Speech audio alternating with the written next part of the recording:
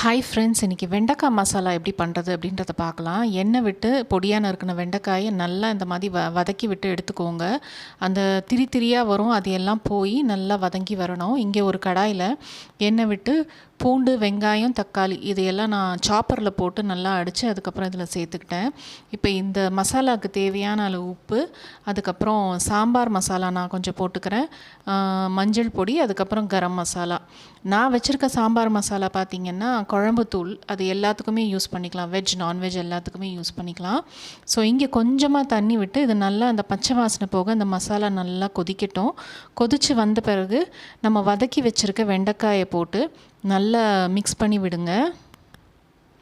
இப்போ இந்த உப்பு காரமெல்லாம் இந்த வெண்டைக்காயில் இறங்கணும். அதனால் நான் சிம் பண்ணிவிட்டு ஒரு 5 நிமிஷத்துக்கு க்ளோஸ் பண்ணி குக் பண்ணி எடுத்துக்கிறேன். நம்ம ஏற்கனவே வெண்டைக்காய் வதக்கினனால ரொம்ப அது குக் ஆகணும்னு அவசியம் கிடையாது. வெறும் அந்த உப்பு காரம் மட்டும் இதில் சேரணும்.